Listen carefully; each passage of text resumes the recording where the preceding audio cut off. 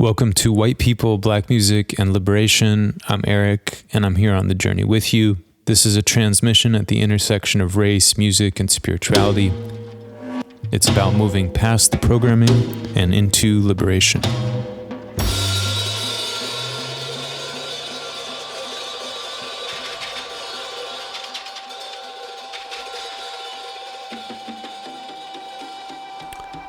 Hey folks, happy to be presenting to you my second installment of a conversation I had with my dear friend Ben Isaacs. Refer to the first episode if you need a biography on Ben, but I'll just give you the short version. He's a well-respected musician, bass player, drummer here in the Bay Area. So the central question we're talking about today, you're white or white assumed, and the organizer wants a black musician for the gig, and you don't get it. And maybe you think that for some reason you have more qualifications. What's going on here? How do you hold that?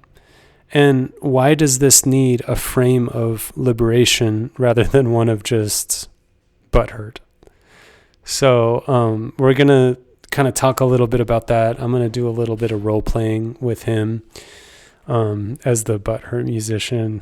And we talk a lot about, after that, the gray area, which is a lot of what Ben's real world experience has been around, gigging constantly, regularly having to decide whether he's the right person for a gig, whether to pass it on, when he's justified in taking it, when he's not. And there's just really no prescriptive answers around this. I think it's just honest navigation of nuances. And even more importantly, how do we bring these things up with other white people in the community, which is always a little bit contentious. So, yeah, here we go, talking with Ben Isaacs. I wanted to almost like role play for a second. Mm-hmm. So imagine that you and me are friends, and I'm like... It's hard to imagine, man. And you and me are both musicians, and we're both playing black music. And I'm like, oh, Ben, I'm really feeling this kind of way because this gig came up, and, I threw my name in the hat, and they ended up taking a black person to do the gig. And I'm really kind of pissed off about it because, I'm a really good musician. And maybe I think I know more about it than that particular artist does. But I really wanted that gig because I could use the money and all this other stuff too. And I'm feeling a certain kind of way about it. What would you say to me? First, I would say take a step back and take a breath. Understand the historical contents of where we live. Why is that gig being put together? Who it's for, who's producing it, and who the audience is going to be. And understand that it's not, especially in our field, a field of entertainment, it shouldn't be a personal thing. It is, because nepotism is in everything that exists, but it shouldn't be. So on a overall, what's the right word? Meta level? Meta level. It's about the best situation for the best solution for each situation. It's not a personal thing. Mm-hmm. Yes, there are many gigs that I've been passed over with people that are less qualified intellectually or skill-wise. Mm-hmm. But it's because of other needs.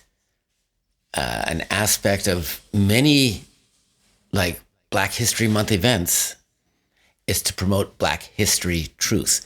This year, I have only 2 gigs this whole month. Most years I have 5, 10, 15. And I understand that there's been a lot more influx of a few African artists, so they should get the gigs, and I don't feel any two ways about it. Mm-hmm. I want to be supportive of the Black artists to make expression of what they need to do, but I'm a white guy. Mm-hmm. I don't need to be on stage in front of a Black school telling them about Black music. Mm-hmm. Unless that's the only person they have available, then yes, I definitely need to be there because they still need to learn. Mm-hmm. There's no reason that I shouldn't be there as far as what I've done to do the work to be in this position.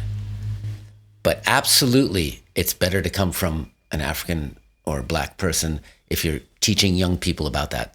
You know, there's, you know, and when I do it, I am very, very conscious of giving credit where credit is due to my teachers, to where the countries come from and everything. It's never about me, you know, in that situation. Now this, you're talking about a little bit hypothetical, more of a musician thing, but it's the same concept, you know? So that's what I would. So can you break it down for me a little bit more? Why I'm still role playing. I'm still. Yeah, that's okay. Yeah. Why is a black person a better solution for that gig than me? I don't know the context of the gig, so it's a hard thing for me to do without knowing that. But say the gig is for a black community event, or say the gig is for a black music event, or say the gig is for a some sort of event that celebrates a music that comes from black people, not necessarily be black, but comes from black people. All of those are solid reasons to have a black person in front as opposed to a white person in that context. But again, I don't know the context of the event. It might just be an event thing, or it might be, you know, not justified, baby. It's just somebody who is black who wants to hire black people for that reason. And that's not bad either, because of the history of our society here in America and how much the black experience has been suppressed. Even though it might feel like reverse whatever, this whole reverse racism, we can go into that if we want to. But let's definitely go into that. But which is such white butthurt bullshit. Yeah. But even that, it's okay if that's the reason, you know, because ultimately we haven't come to a place where it's back to an even zone. Even when it's an even zone, there's individual reasons for people to make choices. You know, we just have to understand that we are who we are, and people have to love us and hire us for who we are. And if they don't, it's not because we're bad. It's because they made another choice. You know, that's ultimately it. And, you know, if you want to be the American win at all costs, then change your perspective and be okay to be bad to other people. Yeah. You know, but I'm not that person. Yeah. So, why isn't, just to go back to the hot seat for a second. Of course, please. Why isn't what just happened reverse racism? Because this person, I'm still a musician and I wanted that gig, and it sounds, and for whatever the reality of the situation is, I really think that they just chose another person instead of me because they're black, not because they know more than I do. Because I don't like the term reverse racism. I don't understand it well enough to be able to define it, and so I don't use it. Okay. If you want an honest answer. Even racism is hard to define because there's so much that people may call racism that isn't, or don't call racism that is. You know, because that has to do with somebody's internal workings of why they're making a decision. Aside, there's institutional racism, which isn't personal, but that's separate.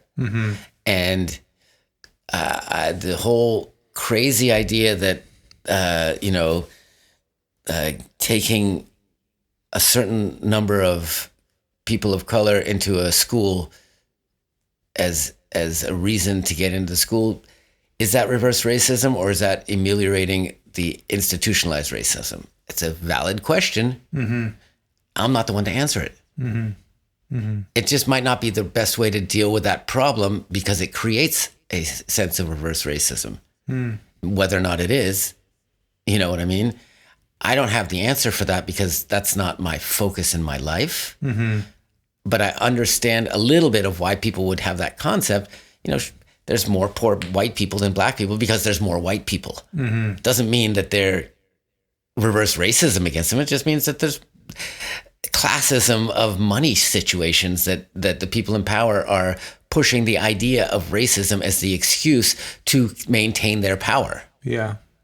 You know, racism is a tool of the wealthy. and always has been. Hmm. I believe. Mm-hmm. Mm-hmm. People, whether it's for greed or fear or whatever, create aspects of racism to create an other to control those people so that they won't get the opportunities that your group wants to get. Yeah. Yeah. And it's bullshit, but it happens. Yeah. Reverse racism, that's just another fucking tool by the rich to get us to hate each other and fight. Yeah. Yeah. That is my opinion. I understand. Excuse my swear. I shouldn't swear on the podcast. I apologize. It's okay. It does make me angry. No, it should.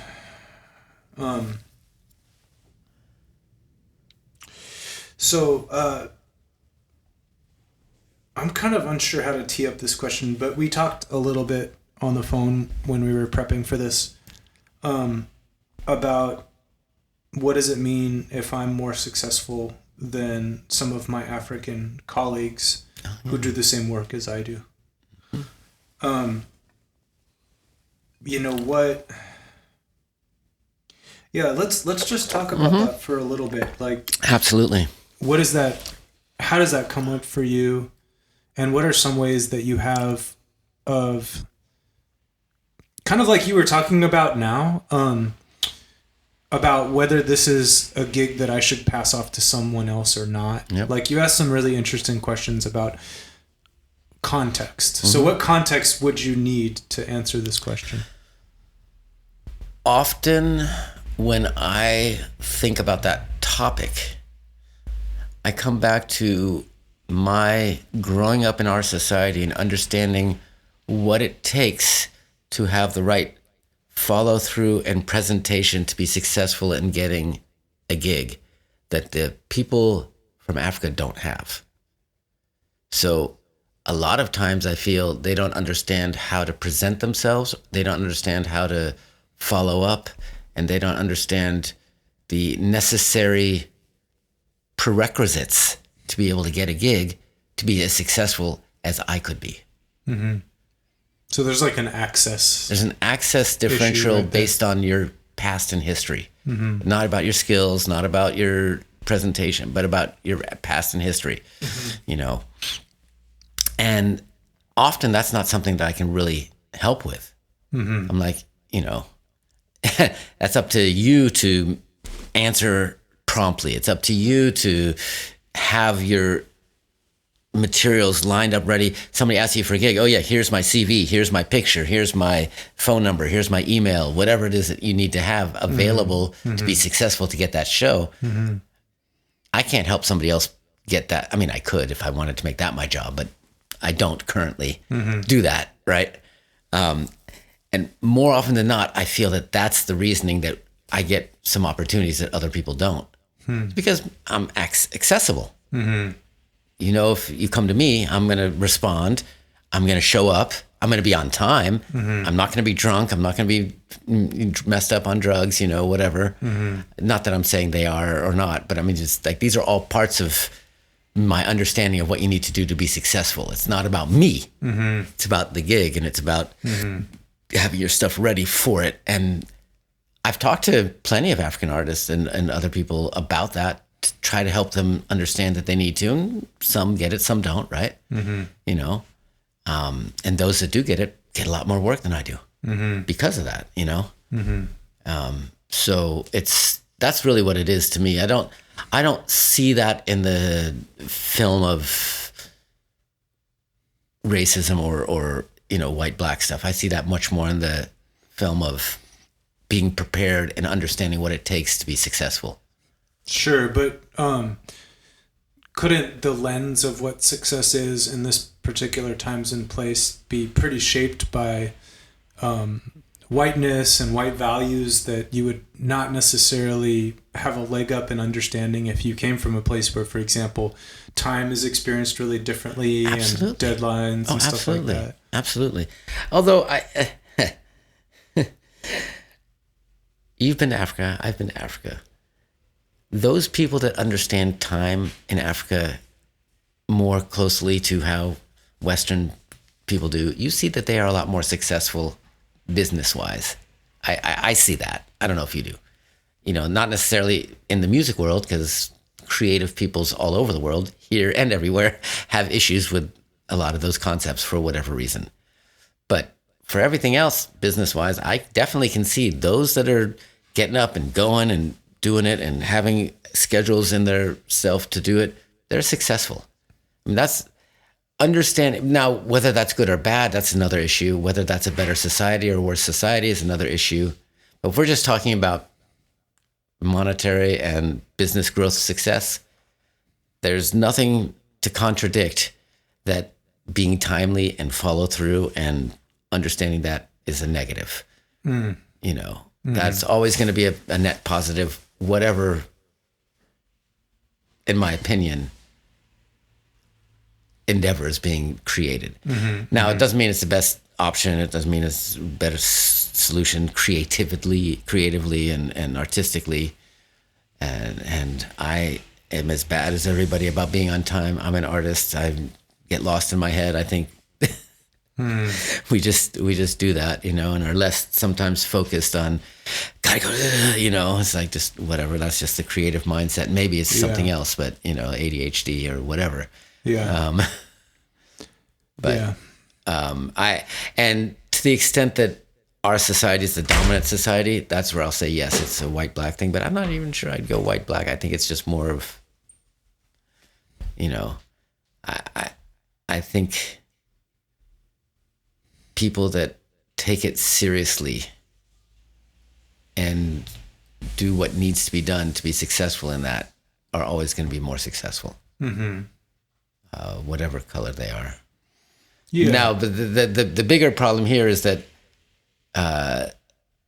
often those that are doing the hiring have a lens of, you got to have these things. They may not be thinking white-black, but they're thinking you got to be able to do this, this, and this before I hire you, not internalizing, ameliorating for these people of the ethnic origin didn't grow up in America, don't have that same background of understanding. So maybe I can give them a little bit of leeway and help them get there, because I know their expression of what I'm trying to find might be better. Maybe. Yeah. I'm talking for other people now, so that's dangerous anyway. Yeah. So you're, yeah. I guess what I'm trying to wrap my head around is, it does seem like there's a cultural phenomenon that's also somewhat present in Africa, where, like a lot of the places where the music that you and I study comes from, like Mali, Guinea, Senegal, have also been colonized. And so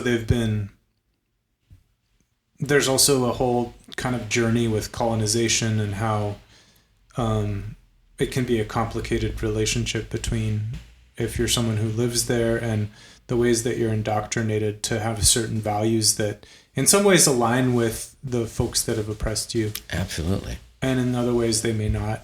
So there could be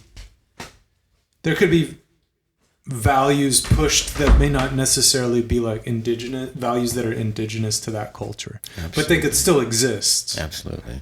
Because of all of these other things too. Yeah. So I guess I would just, it's yeah.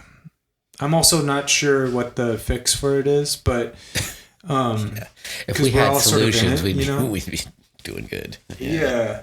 But I guess I'm wondering if there's a place for kind of that last point you were just making of being a little bit, just having like a modicum of understanding or grace for someone who may be coming from an experience that's just radically different, and it could be just really challenging. Like, I have the same thing you're talking about as an artist in this culture. It's our demands on time are excessive and unreasonable a lot of the time. True. Like this demand that you like never be like late for anything like whatsoever. Even 5 minutes is like, it's pretty demanding. Absolutely. Absolutely. And difficult. Yeah.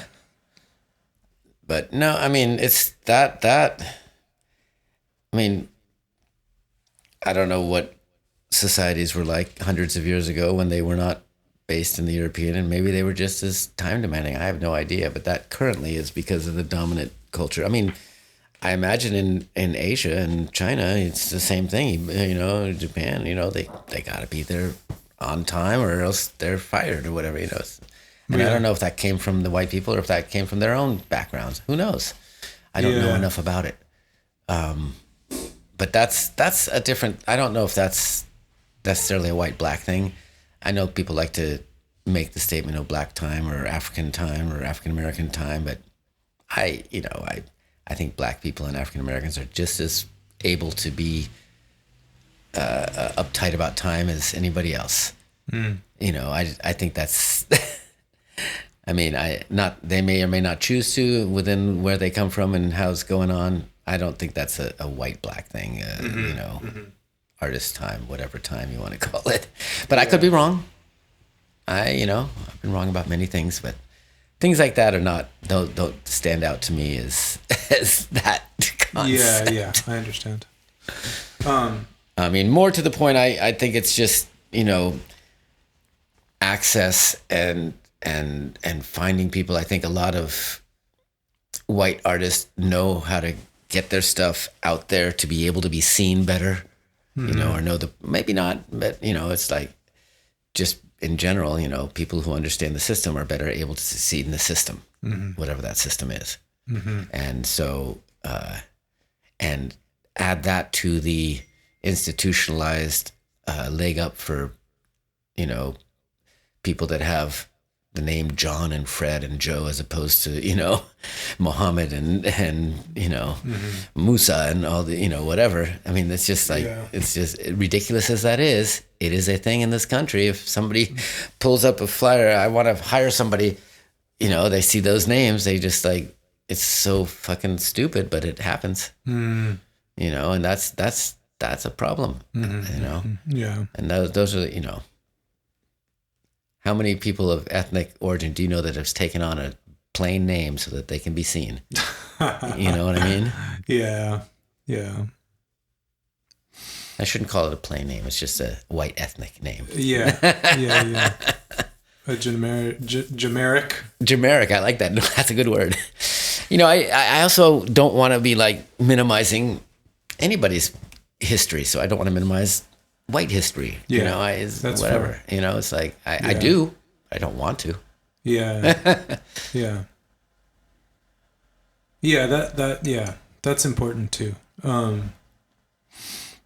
There was another question that we kind of circled around, but I wanted to ask more directly.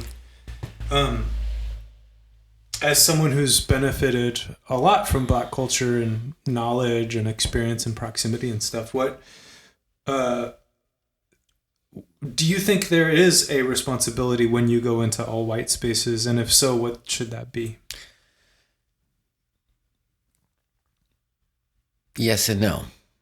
I don't feel the responsibility to start the conversations unless there's something going on that's related to my experience. Just because it's a group of white people doesn't mean I need to be like, hey, you guys know that your music that you love came from Black people? No, but if they're playing blues music right there and they're like, look at this music that we created, then absolutely it's my responsibility. Like, you know where that comes from, right? You know? So half and half. I don't feel like I need to be the ambassador to bring the topic into the situation. But I do feel like if something pops up, having had the experience and the knowledge, it is part of my role to be able to share, I hate to, you know, educate, share what my experience and knowledge is. But again, it's also a sense of comfort zone. You know, if I feel uncomfortable, I may not step into it, although I should.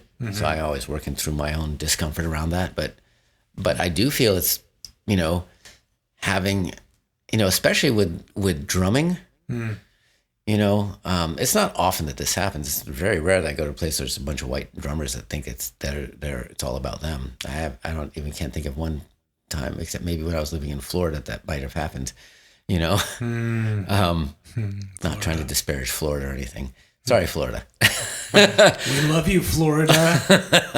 You've got great palm trees. Your alligators are the bomb. But, you know, I mean, like, usually if I go to a drum circle or wherever, it's like more likely to have that kind of potential. There's plenty of non-white people there doing it as well. And if the conversation comes up, I will definitely do it. But, you know, it's rare that I like, there's some, you know, maybe if you go to a show and it's a white percussionist playing African percussion, you'd be like, oh, that sounded really good. You know, where'd you learn or whatever? Then they'd be like, oh, I taught myself or whatever. Then you'd be like, okay, this is where it comes from. But that hasn't happened to me yet. So far, every time that goes on, they're like, oh, I studied with this African dude or this white guy who studied from this African dude or whatever. They have a contextual background to where they come from that makes me go, okay, good. Yeah. It's not taken and owned. It's understood where it comes from. And that's, for me, that's enough in that moment. Yeah. I feel you. You know, if it were to come up, I would definitely feel responsible to make that happen. Yeah. Absolutely. Yeah. I mean, there are some pretty crazy YouTube channels out there. I don't go there, but I believe you. Yeah. I think generally I agree with you. Just to bring my own experience into it, asked for or not, I think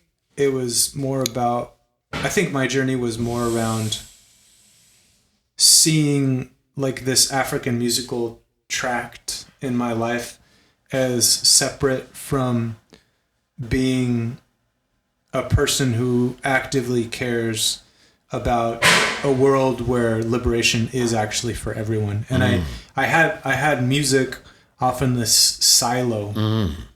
And I'll hear that from drummers sometime. It's maybe not necessarily that there's this overwhelming like, oh, look at me attitude, but it's more subtle. It's more like, I just don't want to get political with it. You know, I don't want to talk about that. Yes, like, absolutely. I don't want to, you know, it's sort of this stance that we can just take this piece and leave the rest. Which is not cool. It's not cool. I mean, that's the place where I understand where you're coming acted from for a really long time. I mean, I didn't act from that, but I was that in the sense that I, for many years, just did the music and walked my walk. And I was, in my mind, being as open as I can be, but I wouldn't challenge people. I wouldn't educate people. And that's changed over time because I understand that it needs to. Mm-hmm. And, you know, the truth, here's many aspects. Let's see I don't even know how I can go here. Because djembe was created through culture, through the spirit, through whatever, to bring people together in ways that cannot happen. There's a reason that everybody finds the drum and comes together with it. Mm-hmm. That is not connected. I mean, it's all connected to the Black experience, but not connected to the Black experience. The djembe is there above all of it in my mind. It's like, djembe is my religion, right? Mm-hmm. So it has come through to this planet to bring everybody together from everywhere for whatever reason, to find a unifying principle that we can all get around. Now, yes, that it comes out of the Black culture, so I will always talk about that. But there's also a side of it in my understanding, experience, delusion, whatever you want to call it, that is overreaching everything. That's not that transcends it all. Transcends culture, transcends color, transcends everything. Djembe can bring us all together. Mm-hmm. And that part of it, because I believe in it so strongly, I can allow for all this other stuff with a little less saltiness. Mm. If it's actually successfully bringing people together and they don't know where it comes from, it's still doing its job. Mm. It's still doing, for me. Mm-hmm. This is not talking about all Black music. I'm just talking about djembe right now. Yeah. Right? Mm-hmm. And it's not dunun, it's not sabar, it's not tama, it's not congas. Mm-hmm. It's djembe. Mm-hmm. All drums you could say is that, but for me, all drums don't have that historical story to them. Yeah. Djembe's historical story, from many different people I've talked to, whether it's Senegal, Mali, Guinea, Cote d'Ivoire, Burkina Faso, they're all talking about it was given to bring people together, to unite people, to heal things within people. Mm-hmm. And that's beautiful. That's something that no other drum family talks about like that.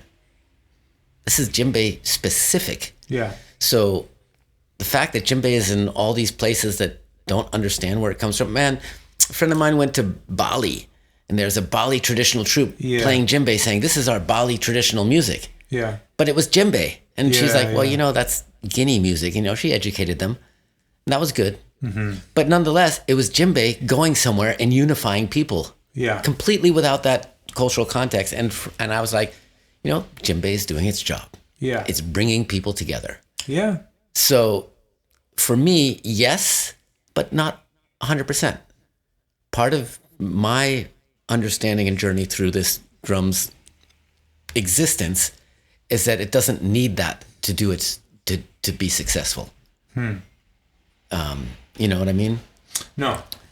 Well, for djembe to exist in a place and have different people come around and unite through that music of that drum does not need to know that it came from West Africa for it to be successful in uniting those people through that music in that drum at that moment.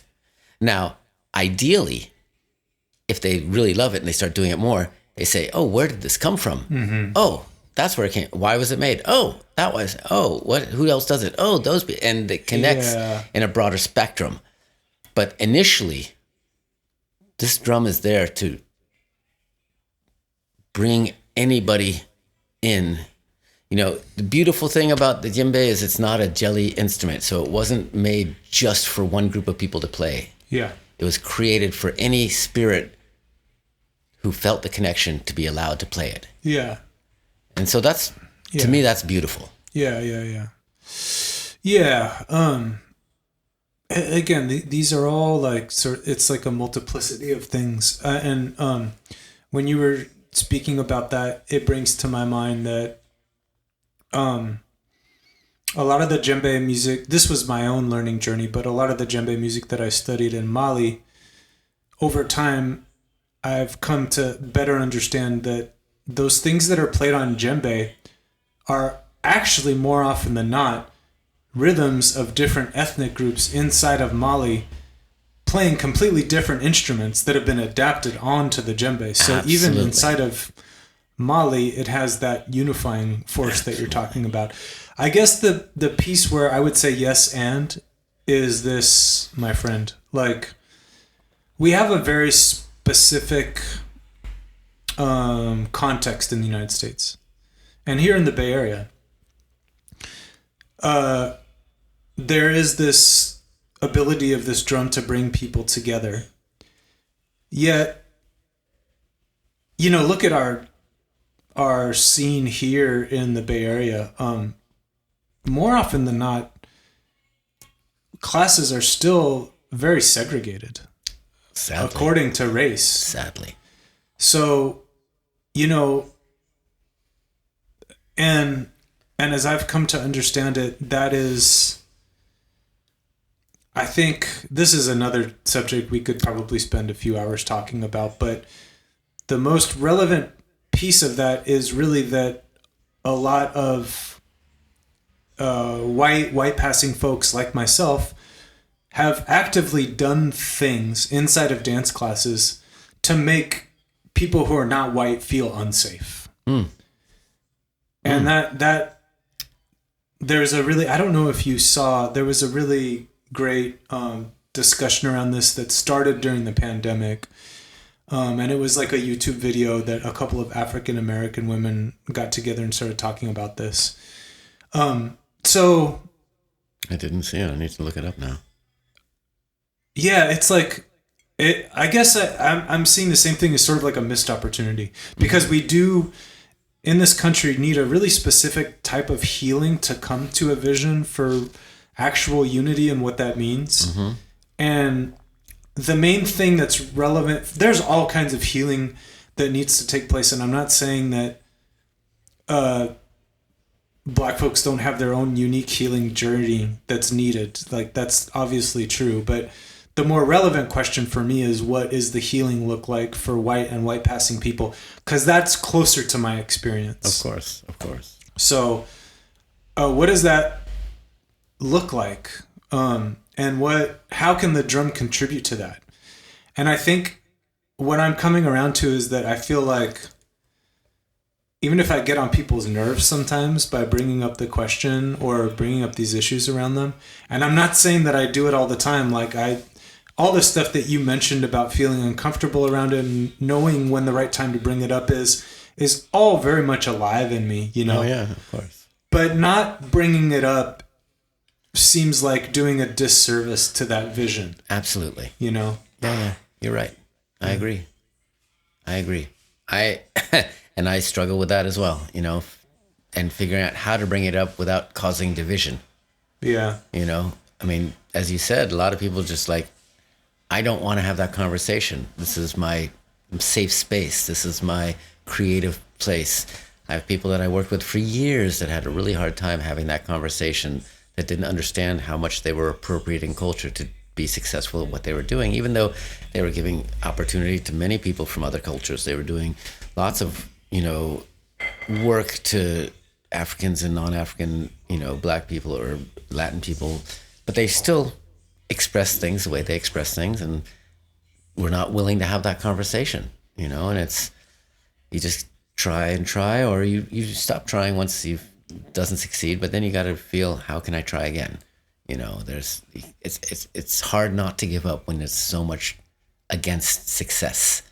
Yeah. But you got to still fight through it. I at least I have to try to fight through it, and I'm not always successful, but you know, Yeah. I feel it's tough. The whole, this is not the place for this conversation, or this is not the, you know, I'm not the, you know, for me, it's not for that. That's a cop out in some ways, you know, but it's also real because there's already so much intensity everywhere, you know. You are correct. That is a place that you can find that beauty and relaxation without going there. Doesn't mean you can't go there ever, but you just don't need to be there always, right? You know, so it's finding that balance, or finding that opportunity, or creating that opportunity so that it can be successful without ruining the beauty and the joy of what it really is. Yeah. How to do that. I wish I could tell you how to succeed in that, but this is my concept, you know. Yeah. Well, it's sort of a case by case thing. It is. Absolutely. Well, I think this is good. I don't know. Is there any other questions I should ask you? I feel like, Well, we've gone over a lot of distance. I don't, you know, I'll be available whenever you want. Absolutely. okay. I am happy that you're doing this. I am ecstatic that you've asked me to help be a part of it, and you know, I would love to see how it moves forward. I want our society to heal. I want our truth to be inclusive and not exclusive. I want growth to be observable within our life frame times. Yeah. You know, so this is all a way to make that happen. Yeah. Yeah. And it's a trip to see in our, like, kind of in our micro community, how all these things kind of exist and perpetuate, and and for us to be in the journey of like growth around it, and it is really nuanced, knowing when to the hardest part is knowing when to not say anything. Both sides are hard, but yes. When to say something, you can easily say it at the wrong time and cause some stuff that you're like, I was not trying to do that.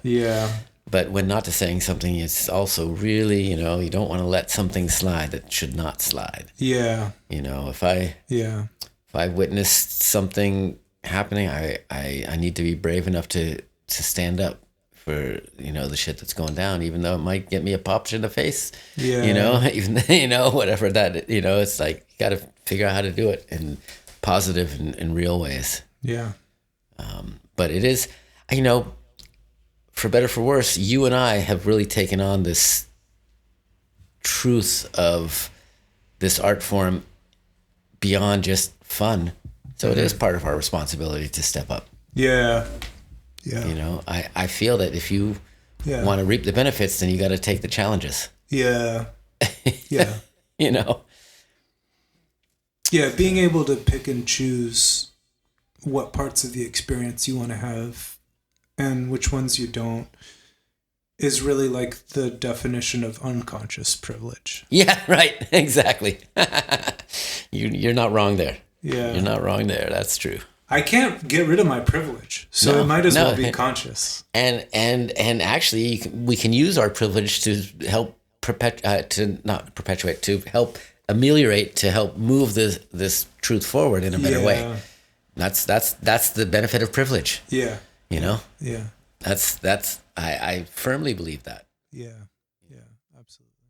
Okie dokie, that's my convo with Ben Isaacs, talking about musician things, gigs, white people, black music, black musicians, all colliding together. As I was listening back to this, I just appreciated how Ben and I kind of challenge each other a little bit in these different ways, which is fun. And I appreciate my conversations with him. Thanks for coming on the show, Ben. Okay. Looking forward to the next episode. Hope this message finds you thriving and happy and healthy wherever you may be right now. Okay. Peace and love, everyone.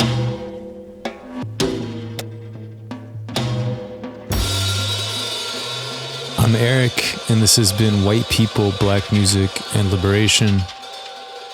If this message speaks to you and you want to be part of the journey, head to whitepeopleblackmusic.com and let's build a world where liberation is for everyone.